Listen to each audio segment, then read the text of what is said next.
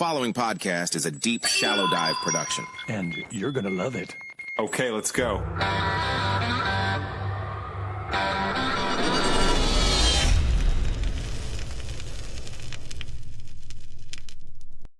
All right, man. If you had told me 6 months ago I would have the opportunity to interview somebody involved in January 6th, I would have been like, I don't even know if I want to do that. But dude, I want to do that with you because you are, man, you've lived like 9 lives in the past 4 years. So let me set this up a little bit.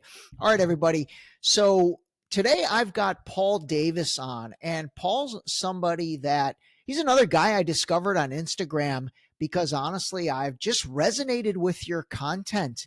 And Paul's one of those guys, I mean, similar to Jay Slay USA, you know, our boy Jeremy, and these guys are friends actually. And what's cool is Paul's another guy that I've just been consuming your content. And every time I listen to something, I'm like, dude, this guy just makes sense. It's just common sense. And again, similar to Jay Slay USA. By the way, I like calling Jeremy Jay Slay. He's great. Jeremy is, yeah.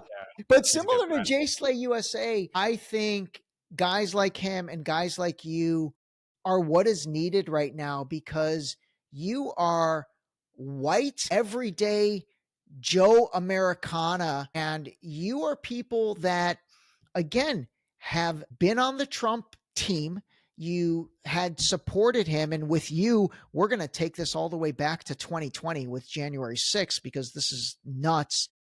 But similar to me and similar to Jay Slay, you've kind of been like, wait a minute, this isn't what I was supporting, or this isn't what I voted for, if you ended up voting for him this time, which I don't think you did.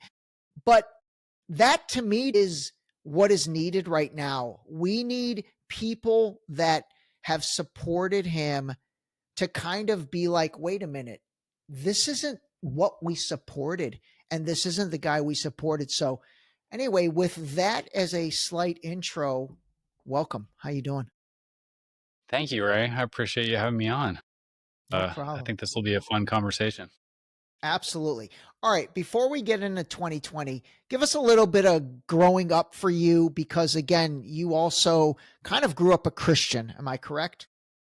Yeah, I still am a Christian. I have a lot of different views than I used to. I've just kind of woken up to some things through this journey that we're about to discuss over the past 4 years, which you're right in saying I feel like I have lived 9 lives in the last 4 years. So, but yeah, growing up, I mean, I'm born and raised in Dallas, Texas, grew up in an evangelical Christian background, grew up conservative, voting Republican. So I did what all smart people who can't really figure out what to do, went to law school.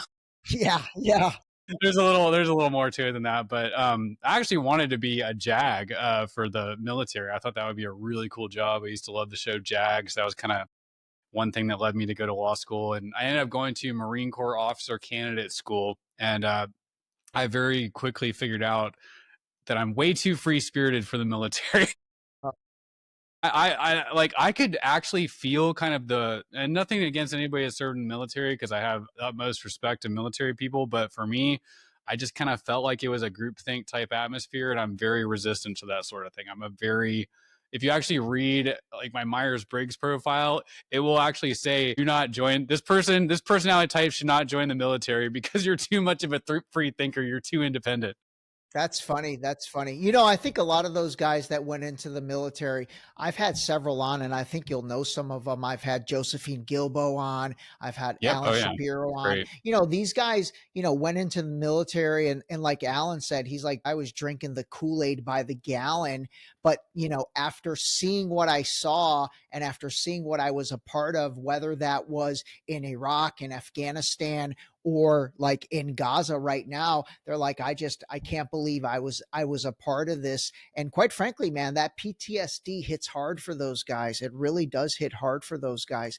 Okay. So growing up, I mean, would you have considered yourself, and by the way, I am no expert on organized religion, so if I say something wrong, please don't get offended, but absolutely correct me. Would you have considered yourself like Christian Zionism? Yes, I wasn't familiar with that term. I don't even think I really knew the term Zionist till a few years ago. But I definitely was at that mindset. I believed that Israel was modern Israel, God's chosen people. And when Jesus returned, he's going to return to Israel, and Israel is key to the end times. This is the fulfillment of biblical prophecy, and they have to take back the Holy Land from the Muslims and rebuild the temple, and then Jesus is going to return. And that's what we're all taught growing up. I thought they were God's chosen people. Wow. Wow. That really is what a significant amount of Americans who fall under Christianity and maybe even Catholicism. And I'll be honest, man, whenever I ask people, I'm like, what's the difference between being a Christian and being a Catholic? 9 times out of 10, people don't even know that answer. I don't know if you do, but I think it's amazing that so many Americans were just like you in terms of kind of having that almost ingrained in their youth, basically. And so I think now what is happening with what's taking place in Gaza has caused an entire generation of people that grew up just like you who are willing to think for themselves now to kind of question that. Are you seeing that? Absolutely. People are waking up everywhere. I mean, you could never I have seen it change really fast since October 7th. It's taken a bit, but it's happened faster than I would have thought because this is so deeply ingrained. And I think before October 7th, even within, I don't know, a few months after October 7th, you could not mention at church, evangelical churches, that you're against Israel. You would be completely just, I mean, you would face a look of shock on the person's face and they would think you weren't even a Christian. I've been told I'm not a Christian because I oppose Israel, that I don't believe in the Bible, and that is really what you're taught. I would honestly go as far to say that in many evangelical circles, if not most, you almost feel like because you meet a lot of people in evangelical Christianity that basically practice Judaism. Like they have Shabbat dinners. They'll, I've been invited to Shabbat. I've attended a Shabbat dinner before, and doing rituals like that is looked upon as almost like a higher form of Christianity. Like you've really arrived when you've mastered the Torah and all of these practices. Like a lot of people think that way, so it is very deeply ingrained. Okay. And so let me ask you this, because I think you are such a perfect example to help people understand this. October 7th happens, October 20th, as the months go on, did you start to be like, wait a minute, wait a minute. Wow, they just bombed another hospital. Wow, they just took out another school. Wow, there's another maimed child I'm watching on the TV. So, like, correct me if I'm wrong. Like, and again, I'm saying all this because I've followed your Instagram. You remind me of Candace Owens. You remind me of Tucker Carlson. Like, it wasn't like on October 8th, you guys felt this way. It's been over the course of the past 16 months of basically watching this genocide play out on your phone is when you, as somebody that previously completely drank the Kool-Aid and completely supported everything, is that when you started to like have a little bit of a change? It actually happened a little faster for me. And I think a lot of that was because I would say I was one of the first people I saw on Instagram actually calling Israel out. The only other people I could remember, I think only one other person, and that was Harrison Smith on InfoWars. And he's not even on Instagram. I was watching his show and he was saying a few things that made me think, and also Owen Schroyer. So I got to credit those two guys. I'm not, unfortunately, a huge fan of Instagram of InfoWars these days. Yeah. Alex Jones, I think, is really, really disappointed me in a lot of ways, but that's a whole nother story. But having a podcast, I take it upon myself to do deep levels of research, and I try my best to know what I'm talking about when I'm commenting on current events. I mean, my show is about taking what's happening now and relating it to how does this fit into the globalist new world order agenda, this agenda to basically establish a one world government and enslave all of humanity under one communist government. And so I try to look at current events and think about how does this fit in? How does the narrative about this event fit into this plan? And so when October 7th happened, I think I was out of town. I think I was traveling. I can't even remember really what I was doing, but I had something going on that weekend, and I saw the news updates, and I was just like, oh wow, okay, this is a big event.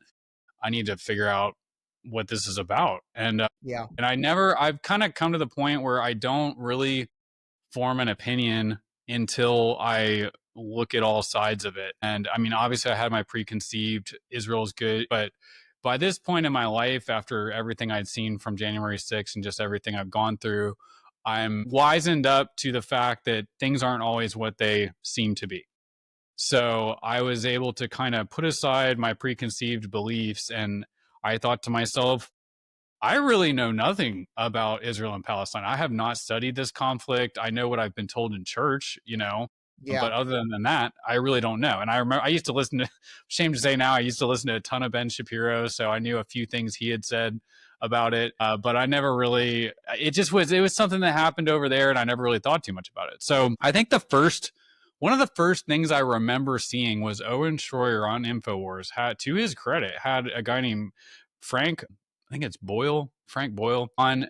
He was if I'm getting his name correctly, hopefully I am. He was the lawyer actually for the Palestinian Liberation Organization, or is that what it was called? The PLO. Yeah, the PLO. Yeah. The PLO. And I want to make sure I get my acronyms right. Under Yasser Arafat and all of that. And he was helping them try to establish statehood. Owen had this guy on, and I'm watching, an InfoWars broadcast, and this guy's talking about how Hamas is a liberation force who's unfairly demonized as a terrorist force. I'm like, what? I was like, whoa, that's kind of a big statement. I was like, I want to read this guy's book and figure out why he's saying this, why he has this perspective. Because all I know is that Palestinians are a bunch of terrorists, and they're, a bunch of radical Muslims hell bent on killing all Jews. That's their goal. You hear that Hamas charter, we're going to kill every Jew and all that's over the top stuff. So I read his book almost immediately, and it was really interesting to see kind of how he had advocated for Palestinians and their statehood, and kind of he goes through all these different historical events and how they've been persecuted and all this stuff. And then that led me to, I read his book, then I listened to, I'd say the biggest impact that if anybody's looking for probably what I would say is the best resource to just completely understand as best as you can the Israel-Palestine conflict, I listened to it's a podcast it's called the Martyr Made podcast by, what's the guy's name? Daryl Cooper. He was actually on. The Martyr Made, Daryl Cooper. That's right. That's right. Okay. Yeah, that thing is legit. Oh my gosh, his series it's a 6-part series called Fear and Loathing in the New Jerusalem. This guy did an interview on Tucker Carlson about this podcast, and he read over 100 books. He read pretty much every book there was on the conflict that he could find. He read thousands of papers, and I can tell you can tell when you listen to it, it is a extremely balanced analysis or presentation of just the straight up history of the conflict. He actually is very sympathetic to the Zionists. He says a lot of actually good things about them. I think he's actually too generous to them. And then he just goes through the history of it. And you cannot look at the history of this conflict. And he tells you like what historical documents you can go look at. Like one of the key ones for me was the United States and the British did a commission report. They sent commissions to investigate the very first Palestinian riots. I don't even know if they were called Palestinians back then, but the Arabs living in the land at that time had a few riots that were horrific. I mean, they did terrible things to the Jews. There's no question about that. So they sent commissions to investigate what happened here, and the commissions found, and I looked at these reports, that the Palestinians did do horrible, unthinkable things to these Jews, but what provoked this. And it was the fact that the Zionists came in and kicked these people off their land, basically made them live in shanty towns in the streets, and they made them completely destitute. And these people were desperate and they were angry. And, no one ever, and the Jews had done horrible things to them as well. Yeah. It's, everybody in America seems, for the most part, at least before October 7th, and I was one of these people, you're only told half the story. So you look at it, as soon as Hamas attacks or there's some, suicide bombing or something like that, you're just told, oh, these people are a bunch of terrorists and they just hate the Jews because they hate them, because it's their religion, because they're a bunch of extremists. Nobody ever looks into, well, why are they really doing this? Right. And so right. that Absolutely. had, hearing the other side of the story as to what actually motivated these people to, how did they get in such a desperate situation that caused them to act in such violence to throw off this colonization, this oppression? I mean, that really opened my eyes. And by the way, this report that you're talking about that the United States and England, I guess, did, is this something that goes back to like 1917 Balfour Declaration or 1948 Nakba or 1967 Six-Day War? What time frame are we talking? This was the Nebi Musa riots, I think, when they did that was the very first big Palestinian uprising. Okay. And there was a few of them. I think one was Nebi Musa, another one was, it's been a while since I've listened to it, so I'm going to forget some of the names. But there was one that happened in Jerusalem. There was another that happened in another city, and it was horrific. It was like a lot of bloodshed. This is probably the intifadas. This is probably one of the intifadas, like the big uprisings. Okay, you know what? I'll go back and research it. I need to listen to that Martyr Made, that 6-part series. And actually, I need to go back and listen to his interview on Tucker Carlson as well, because I'm sure that was pretty legit. So I'll do that. All right, so now let's get to, here's a guy, Paul Davis, who up until now, everybody listening is probably like, okay, pro-Trump guy, da-da-da-da-da. And now here we are, 2025. Tell me when for you things have changed, or when things changed, when the wheels maybe started coming off the bus. And again, by the way, feel comfortable to talk about anything, because everybody knows I've talked about this a lot. Like Jay Slay USA and I talked about this. Like, it's a different guy to me. It's a different person. And I don't know, man. I've committed to my audience that when I get to the point where I regret my vote, I will absolutely own that. So why don't you tell us where you're at with things, what you're seeing, and really that cracking in the base of MAGA, what you're seeing and what your thoughts are. Yeah, so it was kind of, it was a bit of a journey to get to the conclusions that I've come to, or just, I'm always evolving with my thinking. Nothing's ever really set in stone. Maybe a few core things just to do with my faith in Jesus. But the first thing I really noticed about Trump that made me question Trump was his position on the vaccines. And I, did not trust these vaccines. That's a whole long story I don't think I need to get into, but it's just like I did not believe that these vaccines were a good thing for people to take. The first ever mRNA vaccine, what could possibly go wrong? It's like gene editing material, it gets in your, anyway, but I saw Trump, I was seeing all these negative effects from the vaccine, negative things about the vaccine, but I still saw Trump promoting the vaccine. So that kind of got me. I'm like, by this time I had learned how corrupt Big Pharma is. I had watched a lot of the Robert F. Kennedy material, the real Anthony Fauci, things like that. I had educated myself on just the revolving door between the CDC and the FDA and the Big Pharma industry. So I was like, okay, well, Trump's supposed to be this like genius level 4D chess player, why can't he see that there's something wrong with these vaccines? So that was the first thing that I was kind of like, something's a little off about that. But I gave him a pass. I was like, maybe he's just not paying attention. He's got some bad information or whatever. He's surrounded himself with the wrong people. So I gave him a pass on that. And then so leading up to the 2024 election, I was still planning to vote for Trump until maybe only a couple months before the election. And what happened was, when that October 7th thing happened that we talked about at the beginning of the podcast, and I started doing my research, I started learning the history of this conflict. I mean, again, that Fear and Loathing in Las Vegas and in the New Jerusalem podcast series, I mean, that is very comprehensive. That'll give you tons to research. So I was reading all this material. I was listening to it. Then I started to research. I'll never forget the day that it finally clicked in my brain. It maybe was within, I don't know, 2 or 3 weeks after October 7th. I just, one day I realized this is a lie. This belief that I've held my whole life, that Israel is God's chosen people and they're the good guys. They're the good guys and the Palestinians are the bad guys.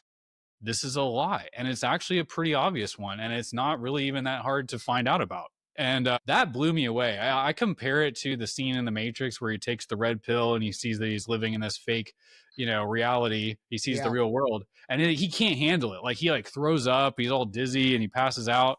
That's how I felt. Like I was like, whoa, this is like a lifelong belief I've held that is clearly not true.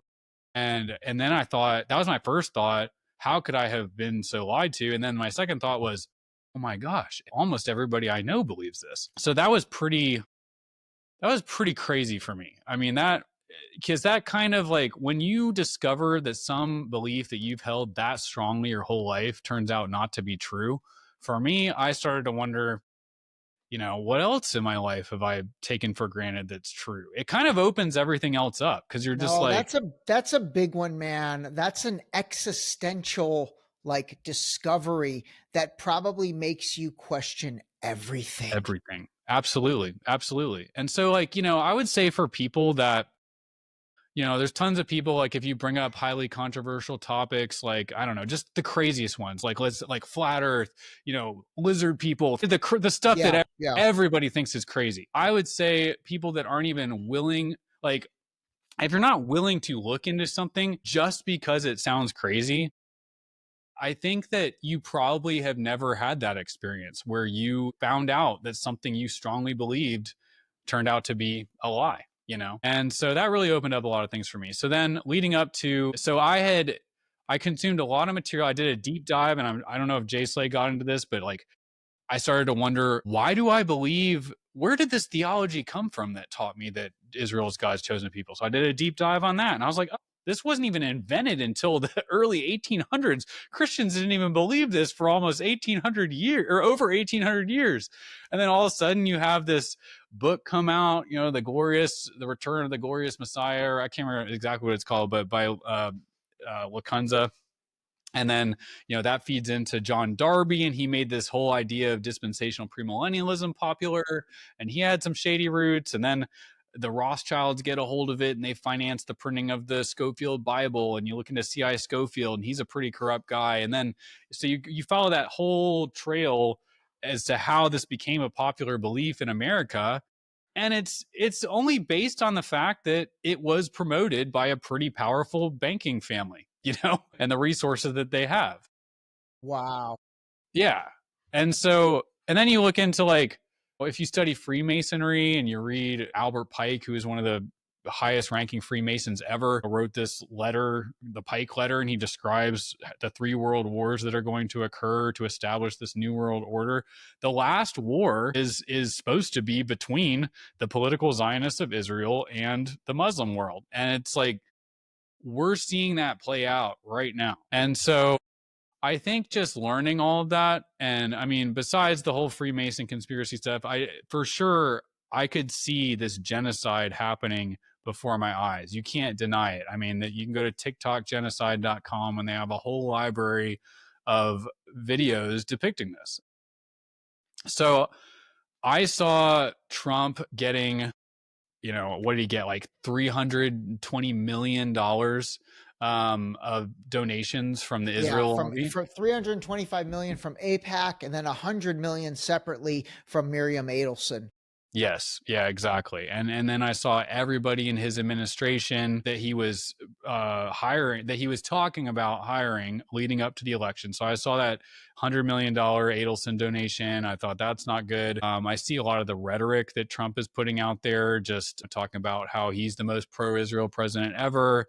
And he would not condemn what Israel was doing in Gaza, which is clearly a genocide where they are blowing up women and children and starving them to death. And the fact that he would not condemn that, and the fact that he was taking money from all of these people, that led me to conclude I am not going to vote for this guy. Like, I didn't like Kamala Harris. I didn't like her policies. I didn't really like her personally either. But so I sure wasn't going to vote for her, but I could not in good conscience vote for Trump, just on that Wow. basis. Okay, man. You actually recognized it a lot sooner than I think most people, because I think most people are just now starting to recognize, like, wait a minute, who is this guy? But you actually kind of seem to have recognized it pre-election because you didn't end up voting for him, which, to be honest with you, I think you had told me that the other day, but I forgot. But I think that is, honestly, man, I really give you a lot of credit and respect, because you are an evolving thinker. You're basically, you're playing the cards in your hand, like you're playing the cards in your hand. And I give you a lot of credit for that. All right, what do you think? By the way, I think we need to do another episode if you're up for it, because you're an expert on this Freemasonry and New World Order and all that stuff. I haven't really talked about that because it's a lot. It's a lot, but I would love to have that conversation with you, because I'd rather you take us down the journey after I do some prep work versus me trying to do it. So if you're up for that, we'll do a separate episode on that. I've read so much on that and watched so many documentaries, so it's kind of like I can just give you the whole plan off the top of my head at this point. That's amazing. That's amazing. We're going to totally do that. All right, let's do this for this episode, because honestly, man, we've covered so much, which has been amazing. What do you think's going to happen? Where do you think we're at right now? Like, what do you think the rest of this year looks like? The rest of his term looks like? I mean, is this really gearing up for, I'm seeing this war between Christianity and Muslims happening. And it's almost like they're firing up the 9/11 playbook. It's like, maybe it's not weapons of mass destruction, but there's going to be something. I mean, I'm going to knock on wood that they don't have a false flag attempt like 9/11, like the Twin Towers. Like, God forbid something awful happens. They blame Iran or they blame the Muslim world. And next thing you know, we are engulfed in something.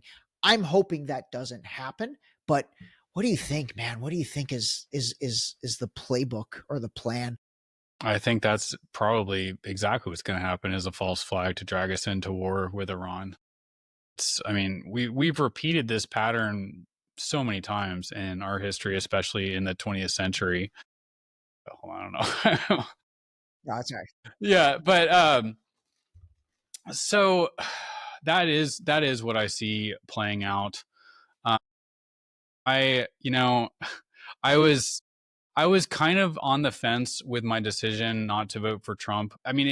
I did feel strongly convicted about that, but I think like a lot of people were thinking, well, he's not great on this Israel issue. This is a bad thing, but he's still right on a lot of these other issues. But I think once I made that decision, that I was not going to vote for Trump and I was not going to support this just from a moral standpoint, it really opened up more for me, because I felt like I was able to step back really for the first time from just the right-left paradigm overall. Because I think once I made that decision, I thought of myself as, now I'm really an independent. I don't really have a party. I don't really have a team. You know what I mean? I'm really, really thinking for myself at this point. And then I just started to connect a lot more dots about Trump, because I started to think, and I think I made this post on my X, which I wish I don't know. I don't think I can pull it up. It's probably too far back now, but it is in my highlights somewhere. But I basically wrote an essay on, here's all the things I'm seeing that lead me to believe that Trump is part of this new world order. And I even, actually, this is really interesting. One of the points I made was Trump, he was getting a lot of praise for pardoning the J6.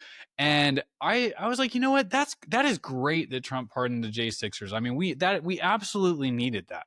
But let's think about this for a second. After January 6th happened, think about what we found out. Well, one thing in particular, we found out that Trump and Kash Patel had asked Nancy Pelosi and Muriel Bowser for a Capitol, what am I trying to say? State trooper, or National Guard. Sorry, name was escaping me. For a National Guard presence at the Capitol to prevent exactly what happened. And Nancy Pelosi and Muriel Bowser denied that request, and it was their prerogative to do so. But we never found out till after the fact. I think that if Trump had come out and said, or Kash Patel and said, hey, something is going on here because this is pretty common sense. Like, we requested a National Guard presence at the Capitol because there are a lot of people coming to stop some sort of riot from happening, and it was denied. So you might want to be careful. I never heard anything like that.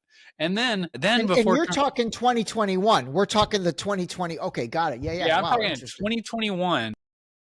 So nobody received any warning about that. And then we find out after Biden is leaving office that you can preemptively pardon people. I don't think most people had even heard of that concept. I looked it up. It is actually a legitimate concept in constitutional law. That begs the obvious question. Why didn't Trump preemptively pardon any of these J6ers? Why did they have to rot in this gulag in DC for, 1,000 days or more? And so those two things, I'm like, yeah, that's great. Trump pardoned these people, but like, there was a lot he could have done to prevent this that he did not. And so it started, I'm wondering if this was actually part of this psychological operation that is unfolding before our eyes. And then you look at all the ways that Trump has been victimized.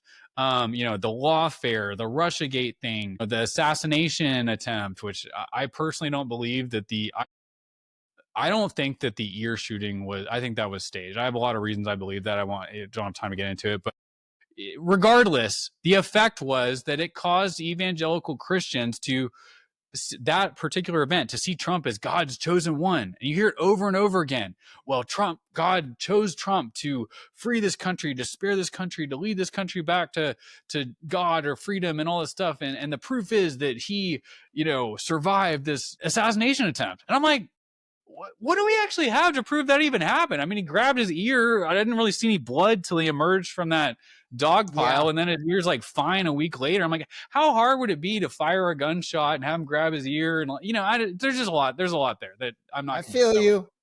Yeah. I definitely feel you. Wow. Interesting. So let me make sure I understood something you said earlier, because I think it's super interesting.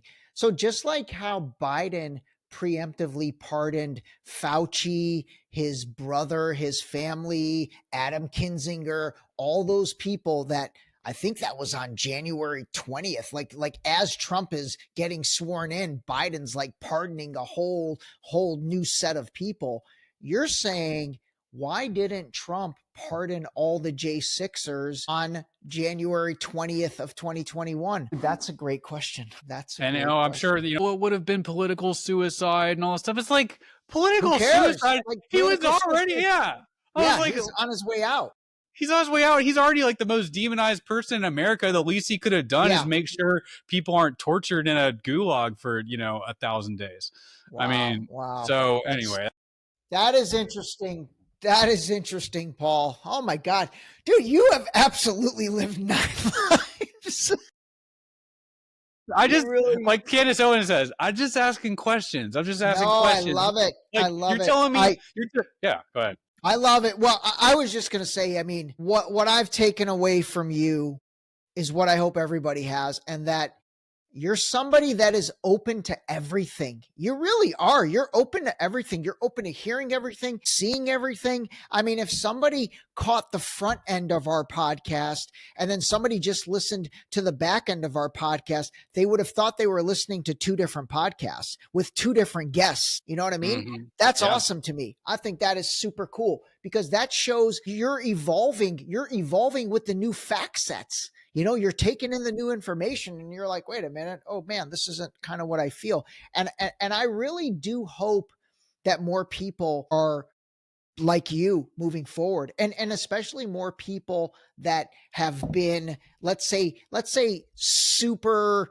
Trump worship syndrome people, And even Trump derangement syndrome people, like those people need to stop being those two things and come into the middle and just analyze the facts, analyze the Yeah. facts and change their opinions with things. Yeah, so let me try and Yeah. tie it all together and actually answer your question, because I just went on a long tangent. But so, that's all to say, I started to see all these patterns. And when you have, I think we should do an episode on this New World Order agenda, Yeah. because when you understand that, it allows you to see that the things that Trump is doing all fit into this plan. Okay. So the plan is ultimately for a one world government. To accomplish that, this is And a when you say lot. one world government, are we talking about a government that governs the United States, Russia, China, Iran, Israel, Saudi Arabia, everybody? That's the plan, and that was the original purpose of the UN. There's some, there's a lot of different factions if you study just the different secret societies, but they all work towards one common goal, and that is to establish a one world government that it basically just enslaves humanity in a technocracy, and they have to have the technology to be able to do that. So you look at organizations, there are public facing organizations that put out their agenda to the public. They couch it in terms of, oh, this is really for everybody's good and for freedom and all this stuff. Like the World Economic Forum. Yes, the World Economic Forum is definitely one of those. That's probably the one most people have heard of. I mean, there's the Council on Foreign Relations. There's their equivalent in England, which is like the Royal, I can't remember the name of it.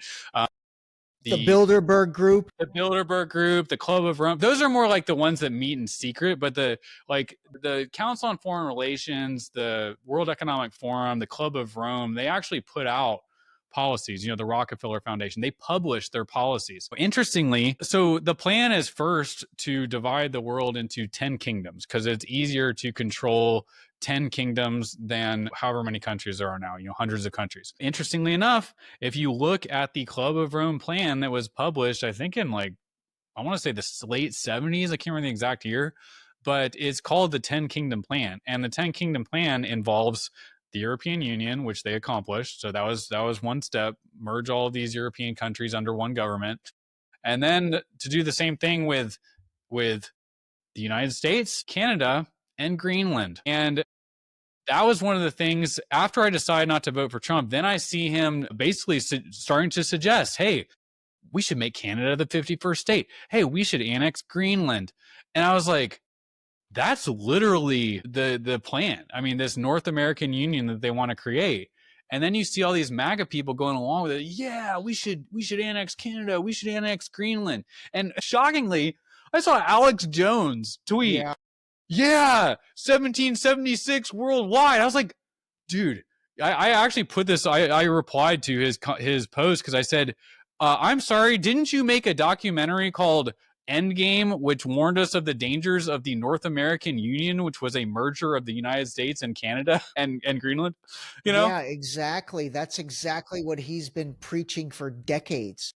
Yeah. So that's one vector. You see Trump pushing for the North American Union, and nobody, if it had been Biden, Alex Jones would be out there, this is the North American Union, look what Biden's trying to do. But because it's Trump, people are going along with it. And then what did Trump do? I posted, I think it only took, 48 hours for my theory about Trump being part of the globalist New World Order to be proven correct, because he brought out on day 2, Sam Altman and Larry Ellison. Yeah. Announced this Project Stargate. Yeah. And you're talking about they're going to put $500 billion into this AI infrastructure system that's going to, among other things, I mean, it's going to be totalitarian surveillance. Watch any Larry Ellison speech at any globalist event. He talks about this. Like, they will be under your skin. They will be in your head. They will know everything that's going on.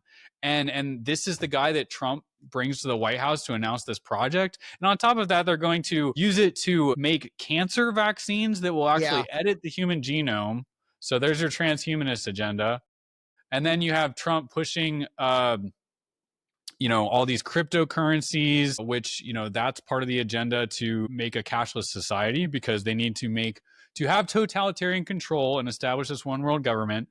They need to have under the skin surveillance. So they will put a chip in your brain. Here, see Trump. And that's one of Elon's companies. That's Neuralink. And now all of a Exactly. sudden that brings Elon into the mix. Yes. Yeah. I should have mentioned that earlier because that was actually a big Dude, thing that woke me up. This is Because wild, man. all of the technologies that Elon Musk is pushing, and I don't say he developed them because I personally think that it was He did it. actually, He definitely did it. yeah, I think Dude, I think he's a, I'll tell you what, man, the curtain's being lifted on that dude. The curtain's being lifted on that dude. Actually, Candace Owens the other day said the most yep, brilliant thing in I her watched it. podcast with Ian Carroll, where she's Yep. like, I don't understand how Elon runs 3 companies, 4 companies, runs Doge, does this, does all this. And the dude's on Twitter all day long, all day long. Who's doing the actual other work? Man, that curtain needs to Exactly. get I mean, lifted on that. I struggle to tweet like, 2 or 3 times a day, and I don't run 6 companies or however many it is, It's unbelievable. I mean, social media is such a time suck that if you try to spend time on it, it will suck up your entire day. I'm not even on Twitter, but between Instagram and TikTok and Facebook, it sucks up so much time.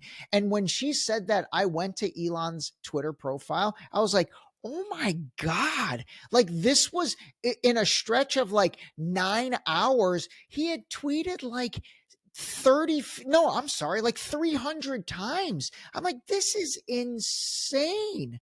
That's crazy. I didn't even know it was that much. But yeah, he, the whole thing about how he was the #1 video game player in this like highly complex video game that it takes thousands of hours to get good at, and then it turned out that whole thing was fake. I mean, it's just like so much. So that was another clue because I saw this lifelong leftist Democrat, just like Trump, by the way, billionaire.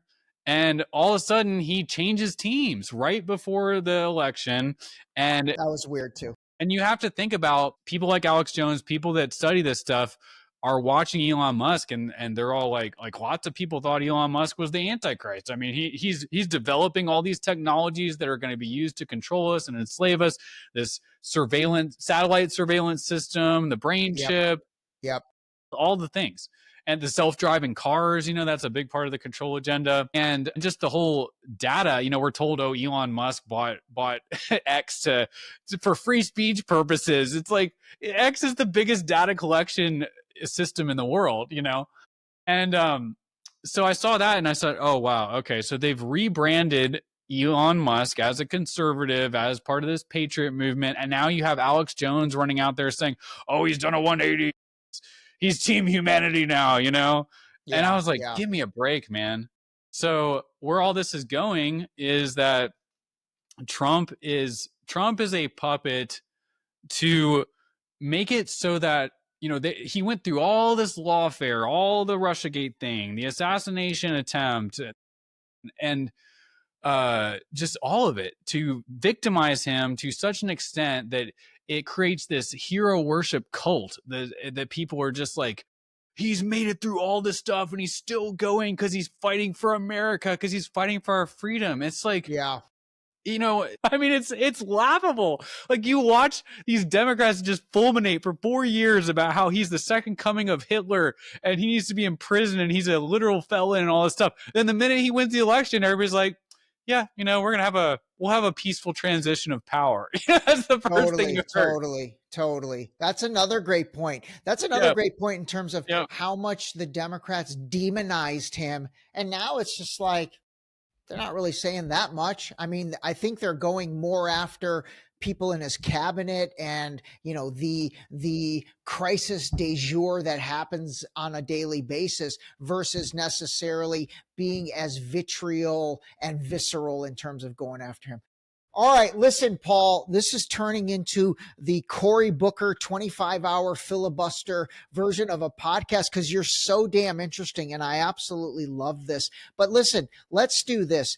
Let's kind of put a wrap on today. I think we covered so many things. More importantly, again, I totally appreciate how open and honest you were, and I hope people got a real understanding of gosh, the transformation that you've really done with yourself and with your thinking and with your mindset. And to me, if there's anything that gives somebody credibility, it's somebody that can change their position and their thinking based on the fact sets that are available. So I tremendously applaud you for that. I will absolutely, let's get something scheduled soon for this New World Order stuff. I think this is super legit and super important to talk about, and something I really haven't discussed on the podcast. And I'd love for you to sort of, usher us down that path. Yeah, absolutely. I wish I could have remained more focused, but there's just too, it's No, such a I know, broad dude. topic, You and me both, man. You and me both. I feel like this was our version of Ian Carroll and Joe Rogan, where we just had so many things to talk about. Yeah. We kind of scattered a little bit, but anyway, But I agree with your conclusion that I think there will be a false flag that will lead us into World War III, and that will bring about the New World Order, and that all these technologies are then going to be used to enslave us. They're just trying to tear down our current system, I think, and then that will bring in the one world government. Just to sum it all up. All right, buddy, stay on the line. All right, everybody. I hope you guys enjoyed this. Man, you're probably going to have to listen to this one twice, but we're going to have Paul back on to go through some other things that are going to absolutely blow your mind. But you know what? This is what you guys wanted, and this is what I'm giving you. So call a spade and stay on the line, Paul, and we'll talk to you guys soon. All right, thanks, Ray. This episode was brought to you by the new book, Deep Shallow Dive Into You, available now on Amazon and Barnes & Noble in hardcover and paperback. Don't forget to sign up for our new mailing list on our website at deepshallowdive.com.